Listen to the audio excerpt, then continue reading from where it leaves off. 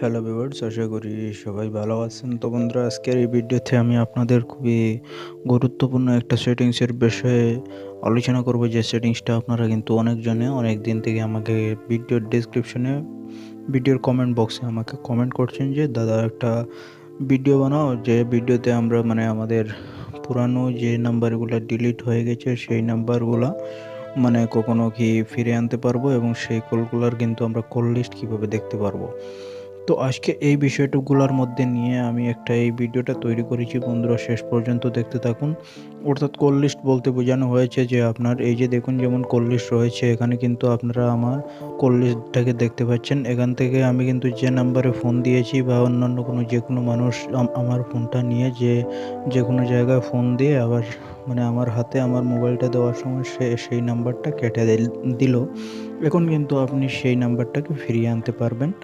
আশা করি বুঝতে পেরেছেন। তো এখন আমি বন্ধুরা ভিডিওটা শুরু করছি। তো চলুন আমার সাথে, ভিডিওটা একটু স্কিপ করবেন না, যদি স্কিপ করেন তাহলে কিছুই বুঝতে পারবেন না। তো চলুন বন্ধুরা, মূল কাজে চলে যাই। আর মূল কাজে যাওয়ার আগে একটা রিকোয়েস্ট, আপনারা সরাসরি আপনাদের ফেসবুক আইডি ওপেন করে নেবেন। ফেসবুক আইডি ওপেন করার পরে আপনাদেরকে যখন এরকম একটা পেজে এনে সার্চ বক্সে নিয়ে আসবে, এখানে আপনারা লিখবেন এমডি নাজিম, CHY দিয়ে আপনারা সার্চ দেবেন। সার্চ দেওয়ার পরে এই যে দেখুন, আমার এখানে একটা পেজ রয়েছে। এই পেজটার উপরে আপনারা ক্লিক করবেন। ক্লিক করার পরে এখানে আপনারা ফলো বাটন পাবেন। এই ফলো বাটনটার উপরে ক্লিক করবেন। ফলো বাটনের উপরে ফলো করে আসবেন এবং এখানে লাইক বাটনের উপরে লাইক করে আসবেন। তো বন্ধুরা, চলুন এখন আমরা মূল কাজে চলে যাই। আর আমার এই যে চ্যানেলটির মধ্যে ভিডিওটা দেখছেন, সেই চ্যানেলটি অবশ্যই সাবস্ক্রাইব করবেন। তো আমাদের এই কল লিস্টগুলো ফিরিয়ে আনার জন্য, চিরতরে ডিলিট হওয়া নাম্বারগুলো আপনারা কিভাবে ফিরিয়ে আনবেন, এই ফিরিয়ে আনার জন্য আমাদের ছোট্ট একটা অ্যাপ্লিকেশনের প্রয়োজন হবে। তার আগে আমি একটা কথা আপনাদেরকে ছোট্ট একটা টিপস দিয়ে দেই। মনে করেন আমার এই স্মার্টফোনের মধ্যে যে সিমটা অ্যাক্টিভ রয়েছে, সেই অ্যাক্টিভ সিম দিয়ে আমি যার সাথে কথা বলবো, এবং যদি কেউ আমার এই অ্যাক্টিভ ফোনের মধ্যে ঢোকানো অ্যাক্টিভ সিমটা দিয়ে কথা বলে, আবার যদি সে লুকিয়ে নাম্বারটা ডিলিট করে ফেলে, তাহলে কিন্তু আমি এই সিম দিয়ে এই মোবাইলের মধ্য থেকে আনতে পারবো। আর অন্যান্য কোনো সিমের নাম্বার কিন্তু আপনার স্মার্টফোনে আনতে পারবেন না সেই কল লিস্টগুলো। তো চলুন এখন আমরা মূল কাজে চলে যাই। আমাদের ছোট্ট যখন একটা অ্যাপ্লিকেশনের প্রয়োজন হবে, এর জন্য আমরা আমাদের এই প্লে স্টোর অ্যাপ্লিকেশনটার উপরে ক্লিক করে আমরা প্লে স্টোরে ওপেন করব। প্লে স্টোর ওপেন করার পরে সার্চ বক্সে আসবো। সার্চ বক্সে আসার পরে এখানে আমরা লিখব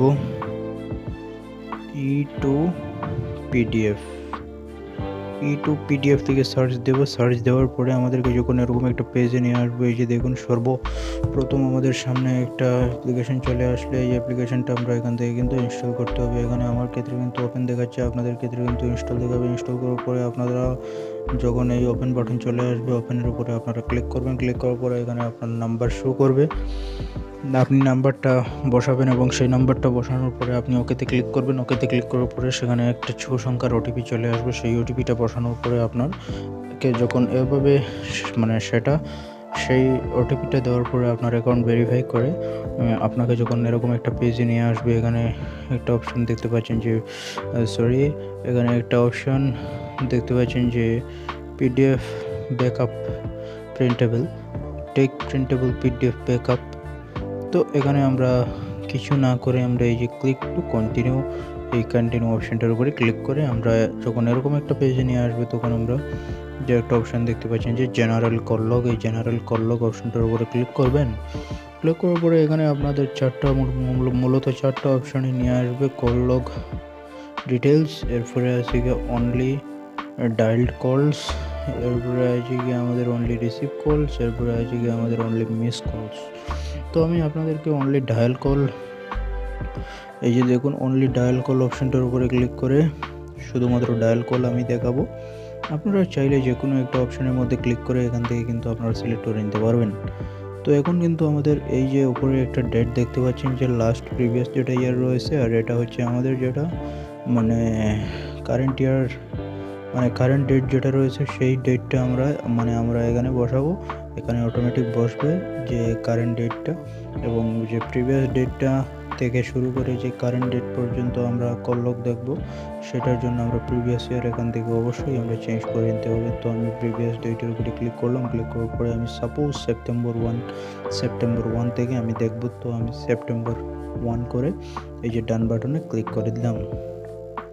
এই ডান বাটনের উপরে ক্লিক করার পরে এখানে আমরা এক্সপোর্ট টু পিডিএফ, এখানে আমাদের এই যে দেখুন enter output file name PDF, এই অপশনটার উপরে যখনই ক্লিক করব তখন আমাদের একটা ফাইল নেম দিতে হবে। তো সাপোজ আমি আইএস দিয়ে দিচ্ছি। আইএস দিয়ে দেওয়ার পরে এই যে দেখুন এখানে এক্সপোর্ট টু পিডিএফ, এই এক্সপোর্ট টু পিডিএফ অপশনটার উপরে ক্লিক করবেন। ক্লিক করার পরে এই যে দেখুন কানেক্টিং ডাটা, একটু সময় কিন্তু এখানে লোডিং দেখাবে।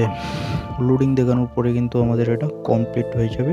এই যে দেখুন আমাদের এক্সপোর্টিং পিডিএফ, এখানে আমি একটু ব্লার হিসাবে আপনাদেরকে দেখাচ্ছি কারণ আমারও একটু অসুবিধা আছে, কারণ আমার নাম্বারগুলো মানে যদি সোশ্যাল মিডিয়ার মধ্যে আপলোড করে দিই তাহলে তো আপনারা বুঝতে পারছেন যে কেমনই অসুবিধা।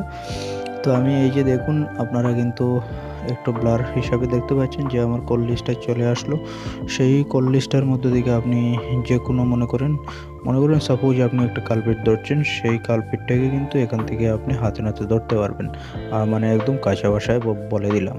তো বন্ধুরা আশা করি বুঝতে পেরেছেন। যদি ভিডিওটা ভালো লাগে তাহলে আমার এই চ্যানেলটি সাবস্ক্রাইব করবেন আর এই ভিডিওটাতে একটা লাইক দেবেন।